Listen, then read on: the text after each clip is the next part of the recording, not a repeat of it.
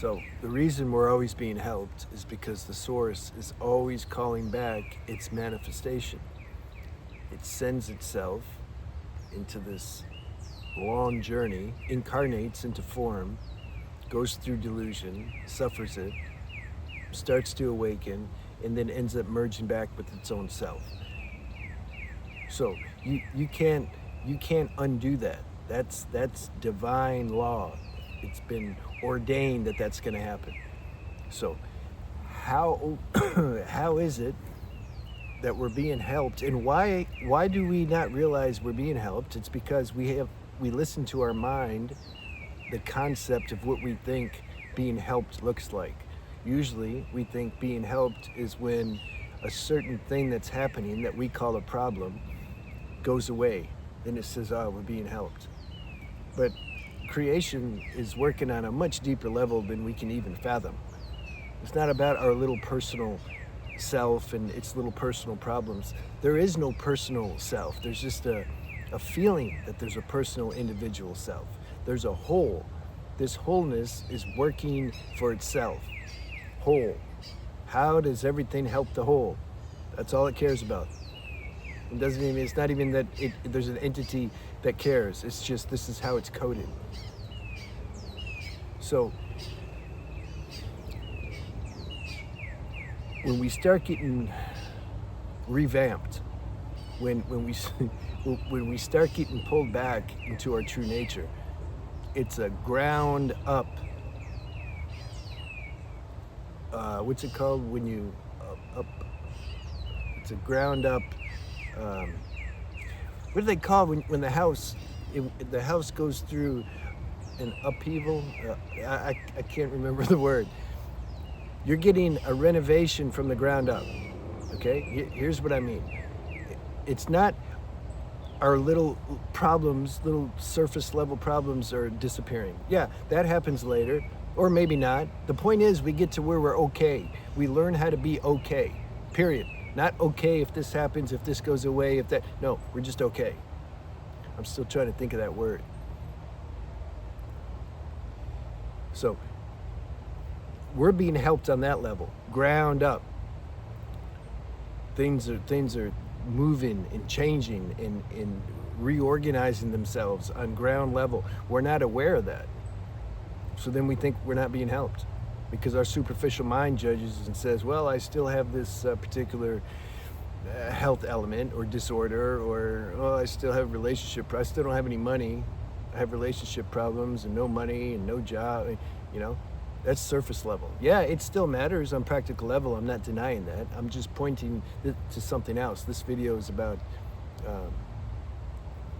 deeper things. How we're being helped on the deeper level that we can't always see, but you can intuitively recognize it. We have to come to know the difference between intuition and just using our mind. It's a whole different level of intelligence. So there's a few ways, though. I see people who are at that place in the evolutionary journey, meaning if we're talking about an apple tree, we're not talking about the green apples, we're talking about like the green reddish apples, you see?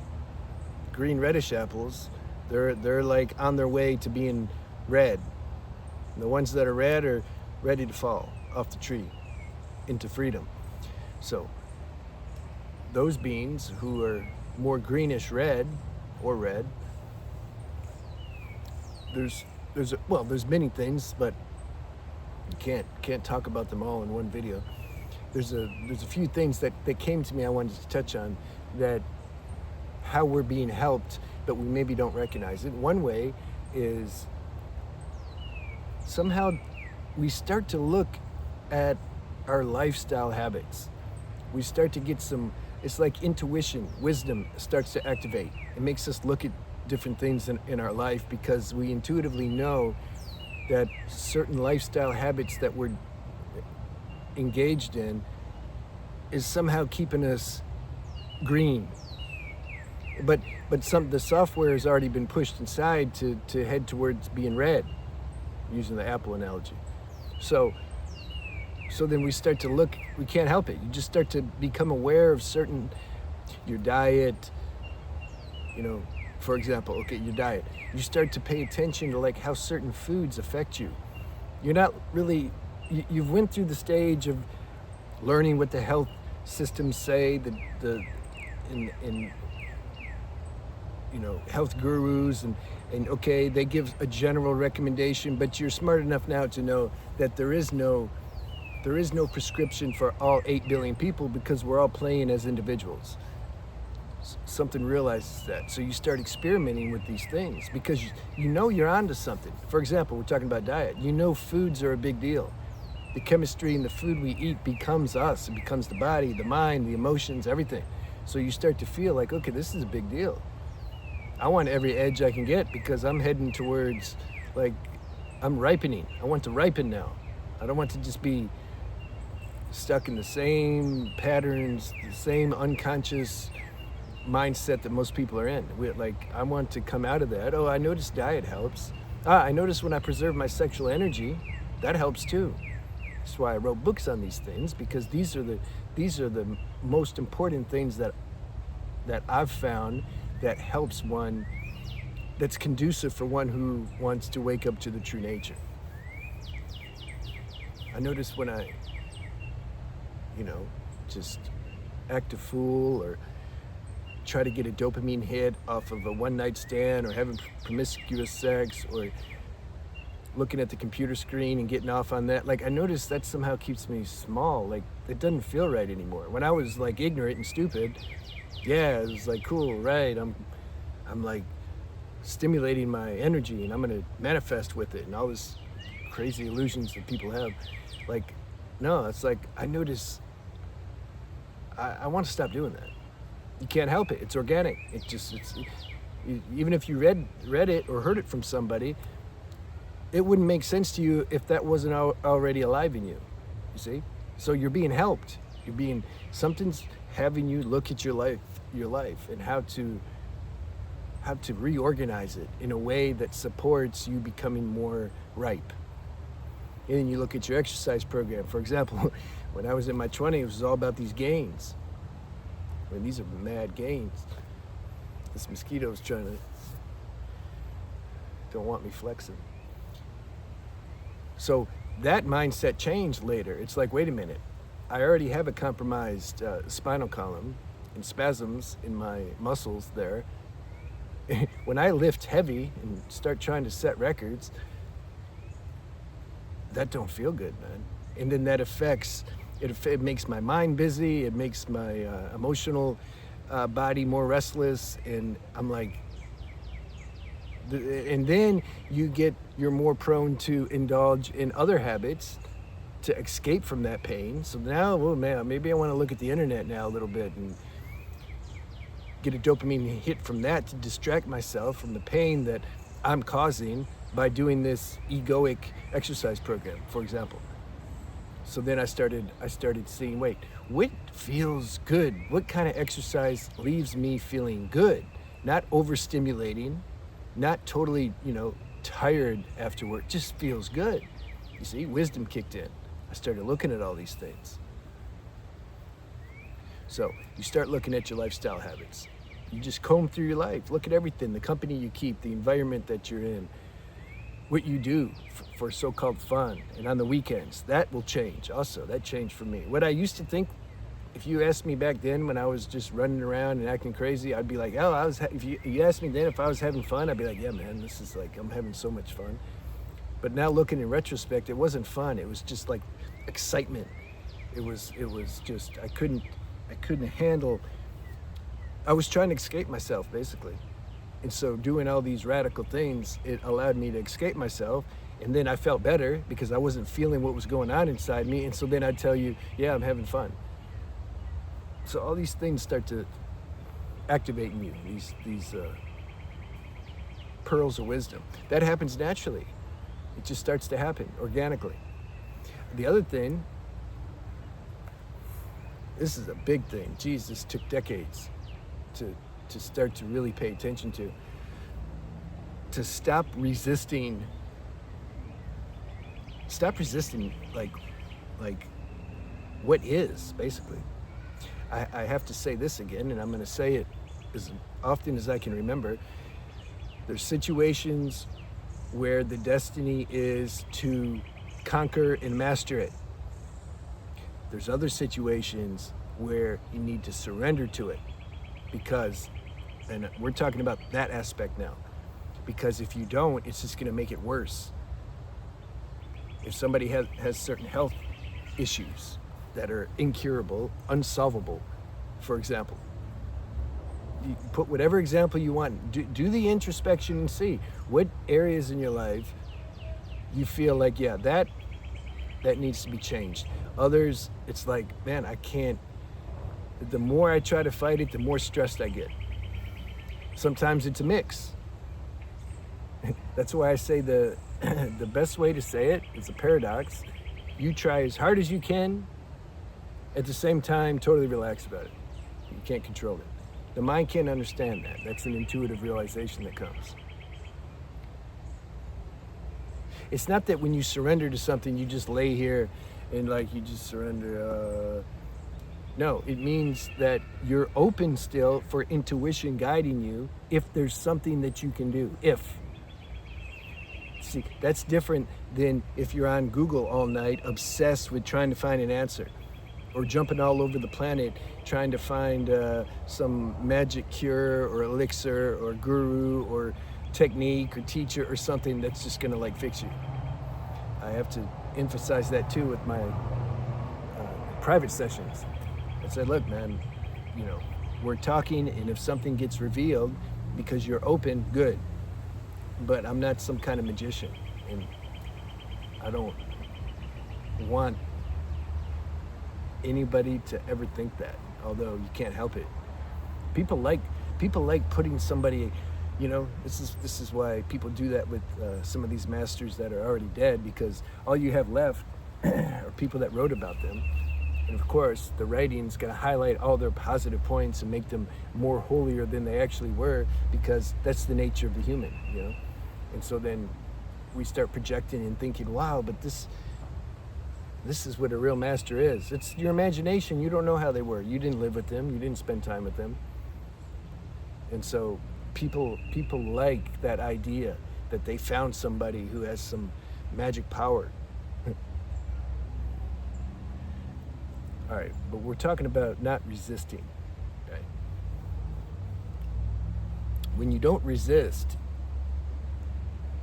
it's like less stress. Your problems are less problems now. Whatever your heavy problem is, you start to realize, wait, when I resist that and hate that and fight that and try to fix that obsessively, I'm actually making it so much worse. But you can't help it for a while because we can't help it. That's a huge secret. That's a great boon that grace gives when you stop fighting things that you can't change. You realize 50% of the hell that you were feeling like goes away. You start to manage whatever these problems are, you're managing them better now because you're not fighting them. Because now intuition, your relationship changes with the problem. When you're hating it and fighting it, you're making it stronger. And you can't beat it, but you keep trying. So you're just defeating yourself over and over again on top of the already existing pain that's coming from the original problem. So contemplate that a bit. If you have some kind of situation or issue that just won't go away, that you can't figure out, that you can't fight, that you can't beat, apply that wisdom to that. At the same time, you're totally open to how grace is going to help you transcend that, but you don't put a time limit on it. It just happens when it happens. Third thing, prayer. So I want to spend a little more time on that, but we're already at 14 and a half minutes. The third thing that people do who are starting to become more ripe is they just find themselves calling out to something or just petitioning to something that they just is greater than them. You realize the limitations of playing as this little individual, little human bot. You've seen the limitations in that. you're like burnt out on it. You're like, there has to be something that has more power than this. Where do I get my power from? You stop claiming your power to be your power. You're like, what is the source of this power? Can I tap into that somehow? Okay, so then you start praying. But I wrote some things down about the prayer because I wanted to clear some things up, because some people left comments and questions, and I wanted to try to use this video as a way to address some of these things. Prayer, like I said before, this whole existence is about the whole. Cracking that illusion that there's this little personal individual me, that's great wisdom right there. When you realize there's really not an individual me. There damn sure appears to be one, and for practical relative purposes, there is one. Don't deny it totally, because you'll act like the non-dual robot and it won't make any sense and nobody wants to listen to you. So yeah, they're definitely, like, if I do something like that, I'm gonna feel it. So when we're praying, it's not this, you start to realize it don't feel right anymore, because we have this concept, because we think we're a little individual, we think God's an individual. So we're praying to some individual that's called God, that runs everything. And we're like, start begging and pleading, and please, God, I told you I went to a church some months ago just because, I don't know why, I was like, okay, let me check it out. And at the end, everybody went around with their prayers, and it was all material. Help my aunt, she's sick. Help my sister, she's sick. My daughter's sick. My son, he has something wrong. Heal his leg. Oh, I need money. Help my business. Help her get pregnant. All this. And I'm like, damn. So when you start to wake up more, you don't ask that anymore. It's silly. You're like, you want to be able to accept the unfolding of this life, because somehow that's what's going to happen anyway. There's not, you can't, oh please have pity on me and take this pain away, and then something's going to take the pain away. Now there are miracle overrides, I call them, but we're going to talk about that in a minute. Let's not mix things too much. So it's not a personal thing with this prayer. You start to see directly, experientially, it's like, whoa, when I surrender to life, when I just give up, the prayer's not asking. It's like when I just say, God, just help me. That's a strong prayer. Help me. That has the maximum bandwidth of being able to access some help. Why? Because God feels like he's touched. He's sitting up there in his white robe and he feels touched. Oh, he's surrendering to me. Okay.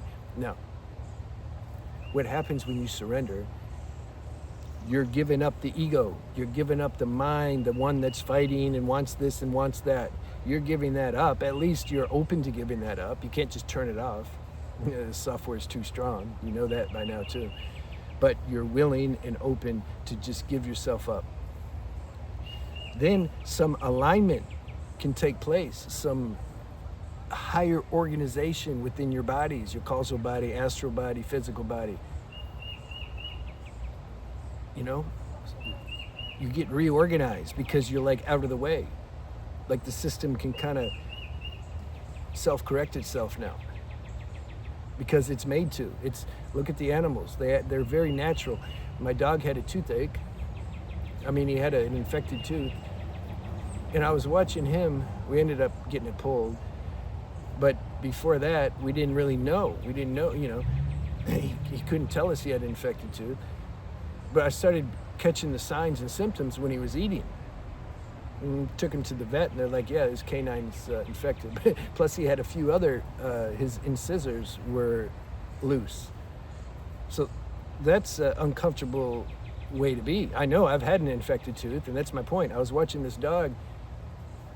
He wasn't suffering too much. Yeah, he was in pain, but he wasn't doing the negative self-talk and building a big story around it, and oh, this sucks, and I'm suffering, and this and that, what am I going to do?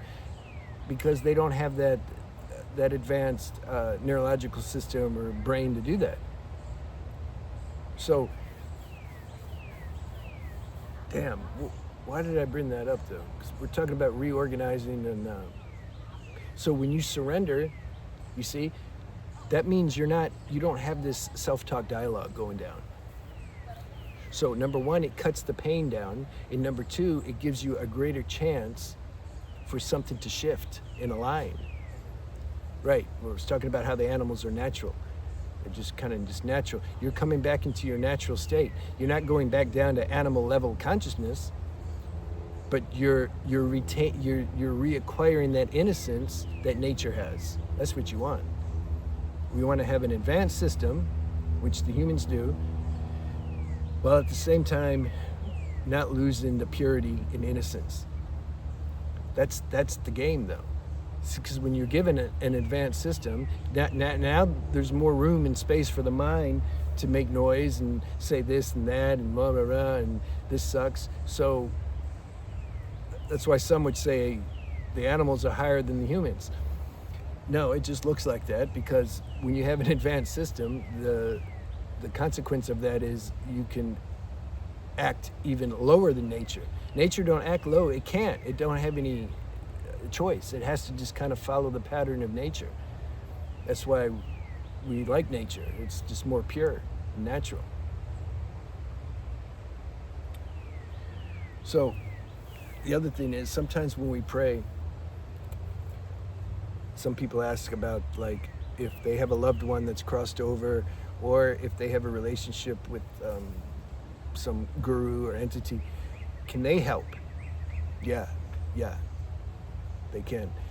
My mentor, he left a couple years ago, but I talked to him, but energetically tuned just to him pretty often actually, and I can feel some support. It's not like the beings who are on the next realm, it's not like they see us like if you're here and you see, no, but they can feel, because that plane's very sensitive. They don't have all this noise and everything we got to deal with, and the biology and the nervous system and all this, distractions. So they can feel a true heart call. They can feel it energetically, and then when they tune to it, they can also send. They can give their attention to you, to your energy, and then you can feel that transmission. So yeah, they can, because sometimes people say, like, is it worth asking them? Yeah, if you feel that, if you're inclined and you have somebody and you guys are connected, then for sure. So sometimes nothing changes though. These prayers, and this is what I was bitching about, years ago. I'm like, I pray all the time, I pray, but like nothing's changing. Yeah, it's not changing, but what happens, I found out later, the suffering starts to loosen. Because the relationship I have with my so-called problem, like I touched on at the beginning, I'm not resisting it now. And so it's able to kind of just be there. It's like part of life. Like you can't escape life. Some people have an easier life, some people have a harder life, at least this life. It's just, we have different curriculum, different material. And also,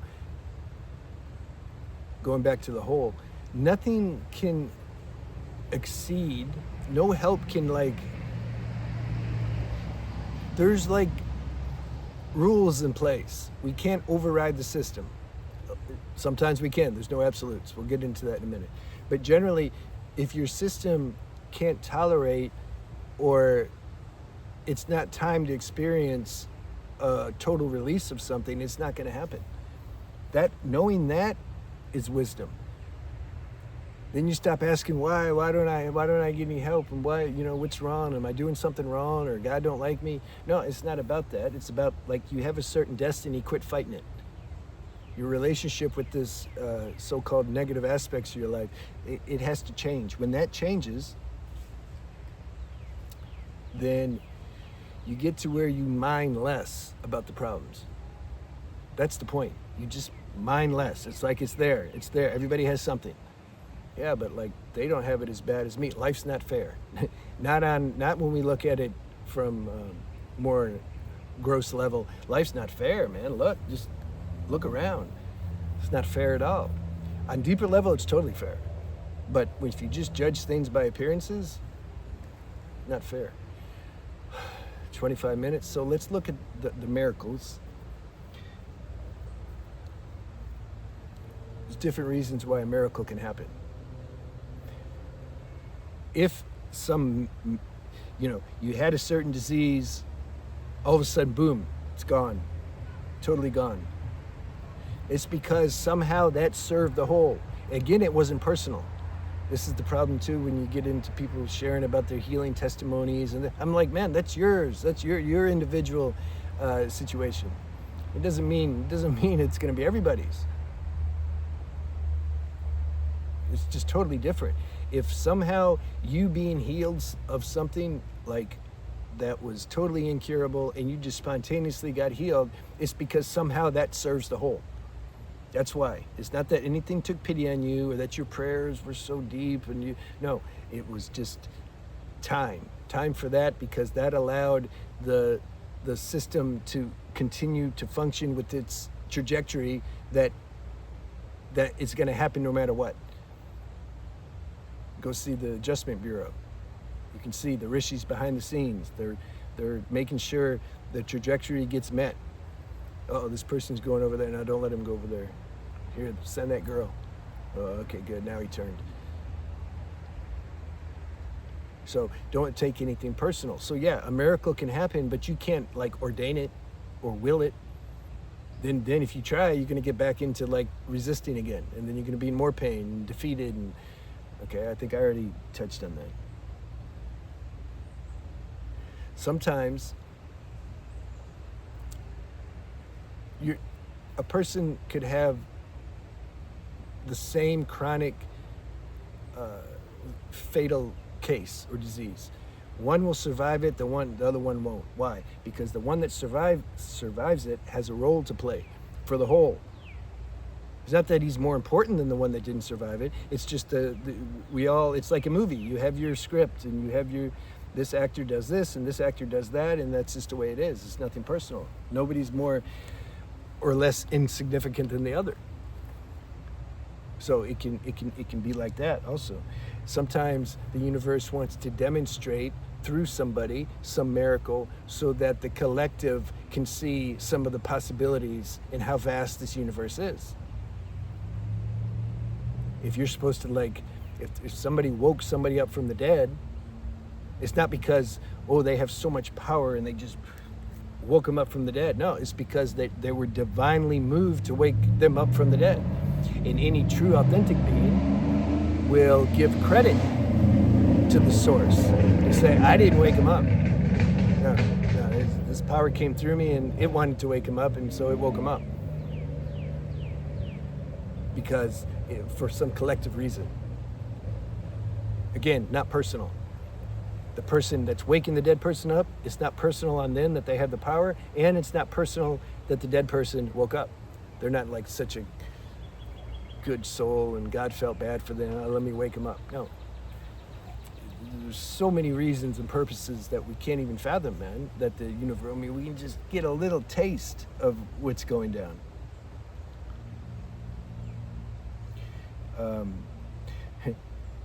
Okay, just a couple more things. Sometimes it can be a collective.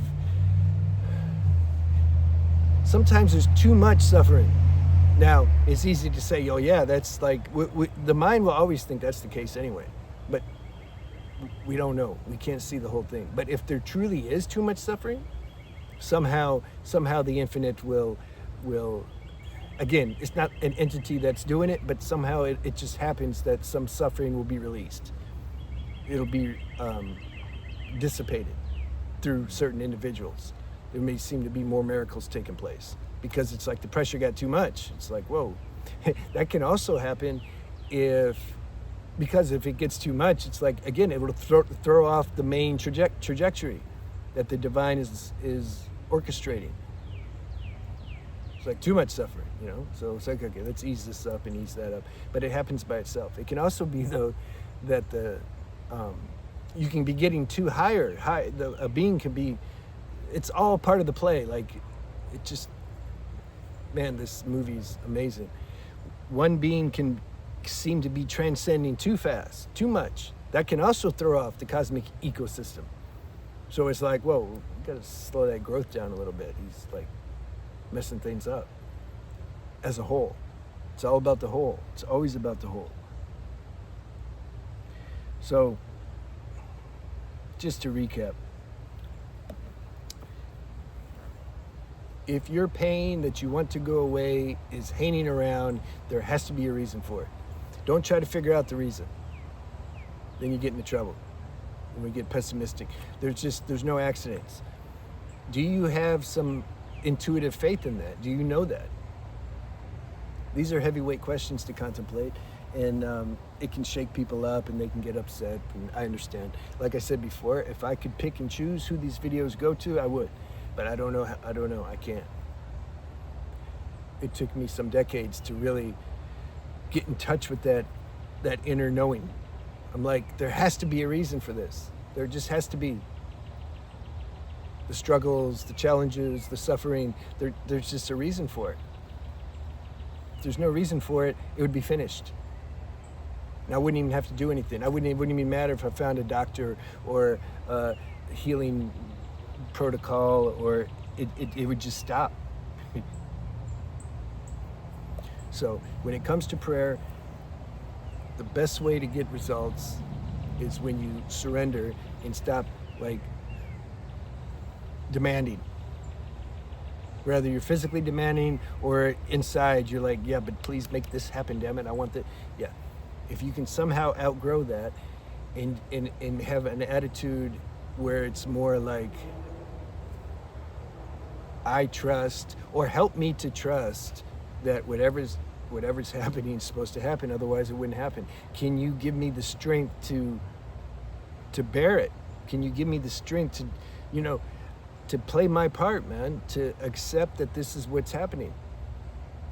At the same time, let me be open to, if something can help relieve that and change that, I'm also open to that.